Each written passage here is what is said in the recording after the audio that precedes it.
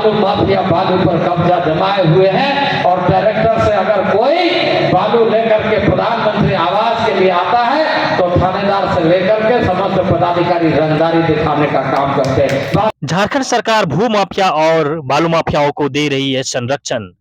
गलती से भी कोई गरीब बालू उठा ले तो दरोगा से लेकर बड़े पदाधिकारी तक रंगदारी करते नजर आते हैं। इस बात को कहते हुए आज केंद्रीय मंत्री अर्जुन मुंडा ने राज्य सरकार को घेरा। नमस्कार, आप देख रहे हैं द झार न्यूज और मैं हूं गुंजन कुमार। बता दें कि आज भारतीय जनता पार्टी का खूंटी लोकसभा क्षेत्र के तमाम कार्यकर्ताओं के साथ एक विशेष बैठक आयोजित की गई थी, जहां केंद्रीय मंत्री अर्जुन मुंडा, खूंटी विधानसभा क्षेत्र के विधायक नीलकंठ सिंह मुंडा, तोरपा विधानसभा क्षेत्र के विधायक कोचे मुंडा सहित तमाम भारतीय जनता पार्टी के नेता व कार्यकर्तागण मौजूद रहे। बता दें कि आज के इस कार्यक्रम को संबोधित करते हुए केंद्रीय मंत्री अर्जुन मुंडा ने कहा कि राज्य सरकार वर्तमान में केंद्र सरकार के द्वारा दिए गए किसी भी स्कीम में दिलचस्पी नहीं दिखा रही है। इसके अलावा उन्होंने कहा कि राज्य सरकार वर्तमान में भू माफियाओं को संरक्षण दे रही है। इसके साथ ही उन्होंने बालू पर बात करते हुए कहा कि बालू माफियाओं को संरक्षण दे रही है राज्य सरकार, जिससे कि आवास योजनाओं के तहत आवास निर्माण कार्य में काफी बाधा हो रही है। केंद्रीय मंत्री अर्जुन मुंडा ने कहा कि राज्य सरकार बालू माफियाओं को संरक्षण दे रही है और बालू पर अवैध तरीके से माफियाओं का कब्जा है और इस प्रकार से बालू पर कब्जा होने के चलते आवास योजना के तहत गरीबों को आवास योजना कार्य पूर्ण कराने में काफी दिक्कतों का सामना करना पड़ रहा है। गलती से भी अगर कोई गरीब बालू उठा ले तो वहां से तमाम दरोगा से लेकर बड़े पदाधिकारी व बालू माफियाओं के द्वारा उनके साथ रंगदारी की जाती है।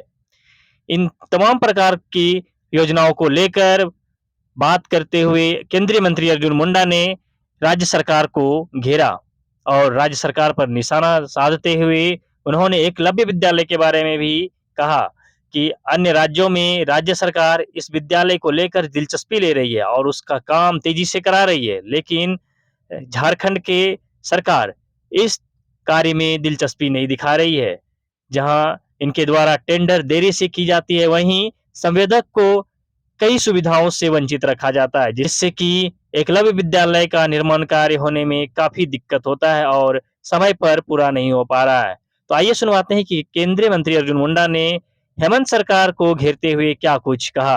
पर किलोमीटर अगर प्रधानमंत्री सड़क रोजगार योजना का देखे तो पहले के तुलना में 10 गुना अधिक तेजी से काम हो रहा है। यह अलग बात है कि राज्य सरकार इसके टेंडर करने में भी विलंब करती है, काम बांटने में भी विलंब करती है, एग्रीमेंट करने में भी विलंब करती है। ये अपने जगह में है, लेकिन देश भर में अगर घूम घूम करके हम सब कार्यकर्ता देखे, देश की जनता दूसरे प्रदेशों में भी देखे और जहां भारतीय जनता पार्टी की सरकार है वहां पर जाकर के देखे तेजी से कैसे काम चले। नल का जल हर घर में पहुंचे, इस योजना को कैसे पूरा किया जाए राज्य सरकार को जिम्मेदारी दी गई है, उसके लिए राशि दिया जा रहा है। लेकिन यहाँ राज्य सरकार उसमें अच्छे ढंग से काम नहीं कर पा रही है, अलग बात है, क्योंकि उनकी व्यस्तता कहाँ है आप अखबार पढ़ने से अंदाजा लगा सकते हैं। वो किस काम में व्यस्त है उसका अंदाजा आप इस बात से लगा सकते हैं कि ऐसे गांव गरीब किसान मजदूर लोगों को लाभ मिलने वाले योजना पर उसका कितना ध्यान है।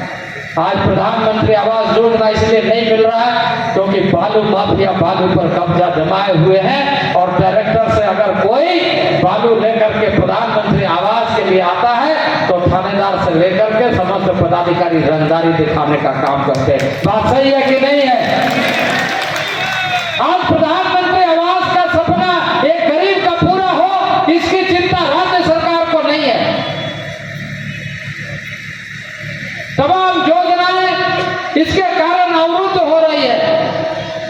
इसका मतलब यह है कि गरीब को रोका जा रहा है।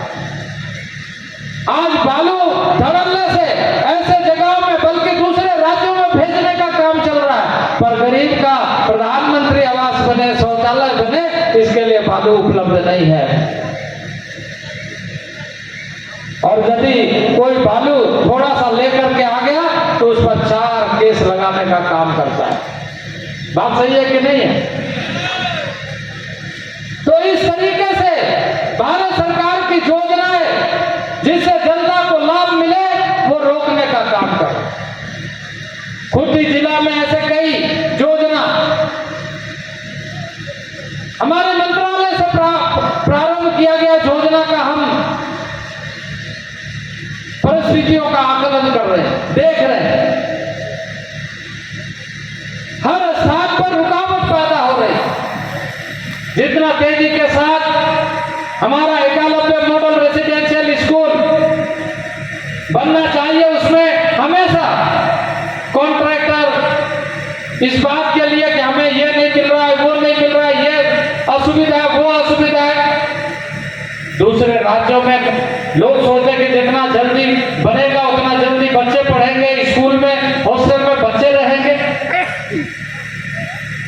एक एक विद्यालय में एक एक ब्लॉक में 480 बच्चे रहेंगे। वो जितना जल्दी बनेगा उतना लाभ मिलेगा, क्योंकि बच्चे कोई ऊपर से टपक के नहीं आएंगे, उसी ब्लॉक के बच्चे को वहां पर पढ़ने का मौका मिलेगा। तो सरकार को यहाँ का चाहिए कि जल्दी से जल्दी बनवाने में उसमें सहयोग करे। पर वैसे कार्य पर रुचि नहीं है। जमीन माफियाओं को संरक्षण देने में सरकार की रुचि बढ़ गई। तो इस तरह की स्थिति, इसलिए मित्रों हम सबको इस बात का ध्यान रखते हुए आगामी दिनों में ध्यान रखना पड़ेगा कि जो लोक कल्याणकारी माननीय प्रधानमंत्री जी ने आह्वान किया है, नेशन फर्स्ट, भारत प्रथम, और भारत प्रथम का मतलब है देश का नागरिक प्रथम। तो अभी आपने सुना कि केंद्रीय मंत्री अर्जुन मुंडा ने राज्य सरकार यानी हेमंत सरकार को आड़े हाथों लिया और केंद्र द्वारा दिए जा रहे योजनाओं में दिलचस्पी नहीं दिखाने को लेकर आज केंद्रीय मंत्री अर्जुन मुंडा ने मुख्यमंत्री हेमंत सोरेन यानी हेमंत सरकार को पूरी तरह से घेरा। ऐसी योजनाओं का शुरू किया। कोविड जैसे महामारी से हम जूझते हुए निकले, हर घर में अनाज कैसे पहुंचे इसकी चिंता की गई। चिंता की गई कि नहीं? जरा हाथ उठा के बताइए। अनाज गरीब के घर में पहुंचे इसके किया गया और पहुंचाया गया कि नहीं पहुंचाया गया? पहले के दिनों में इसका अंदाजा लगा सकते। राज्य अपने स्तर पर अच्छा काम करे, भारत सरकार चाहती है, लेकिन भारत सरकार चाहती है कि जनता को सीधे लाभ मिलना चाहिए।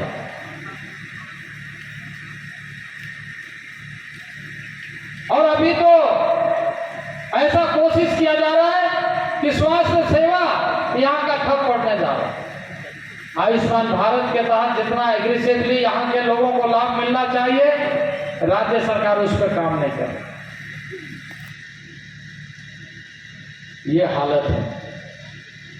इसलिए मित्रों आज हम सबको इस बात का ध्यान रखते हुए कि हम इस देश के निवासी हैं, हम गांव में रहते हैं, हम सुदूरवर्ती क्षेत्र में रहते हैं, लेकिन हम इस देश के निवासी, इस प्रदेश के निवासी,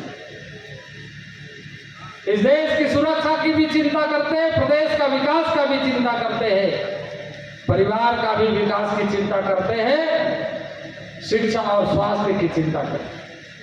इस दृष्टि से जो नरेंद्र भाई मोदी कार्य कर रहे हैं उसको आगे बढ़ाने की आवश्यकता है, क्योंकि देश सुरक्षित रहेगा, हम सुरक्षित रहेंगे। परिवार का विकास, घर का विकास, गांव का विकास होगा, देश का विकास होगा। सरकार की जितनी योजनाएं हैं वो योजनाएं आम आदमी तक पहुंचाने वाली, आम आदमी को सही सुविधाएं मिले, यह सुनिश्चित करने का काम किया।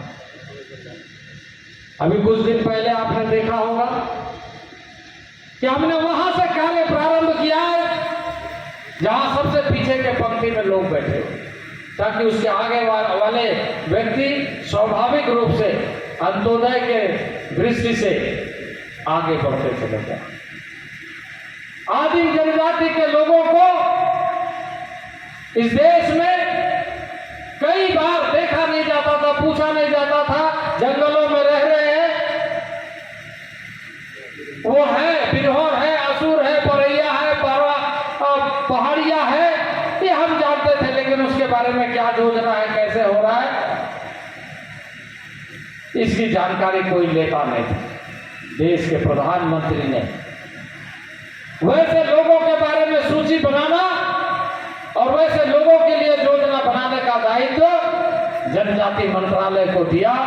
और आपको खुशी होगी कि उन लोगों के लिए स्पेशल माननीय प्रधानमंत्री जी ने कहा कि आगामी 3 वर्षों में 15,000 करोड़ का योजना बनना चाहिए, क्योंकि वो बोलते नहीं है, वो आते नहीं है, वो कहीं मांग नहीं करते हैं, लेकिन भारत सरकार का दायित्व तो सिर्फ सरकार बनाना और वैसे लोगों के बीच में नहीं, बल्कि पीछे में बैठे हुए लोगों की भी चिंता करना है, जो शायद उनकी आवाज हम तक सुनाई नहीं दे रही है, उनके तक भी हमें पहुंचना है। और आपको खुशी होगी कि 15,000 करोड़ की योजना मंत्रालय ने बनाया है। और उसके साथ साथ आपको यह जानकर और अधिक प्रसन्नता होगी कि वैसे परिवारों से चुन करके 1500 लोगों को देश के इतिहास में पहली बार हुआ कि वो राष्ट्रपति के अतिथि बने, गेस्ट ऑफ प्रेसिडेंट बने, गेस्ट ऑफ स्पीकर बने। सेंट्रल हॉल में जहां चुने हुए जनप्रतिनिधि बैठते हैं, वहां पर प्रिमिटिव ट्राइब्स के लोग, आदिम जनजाति के लोग, बिरहोर, असुर, परैया, पहाड़िया को संबोधित देश के लोकसभा के अध्यक्ष ने किया।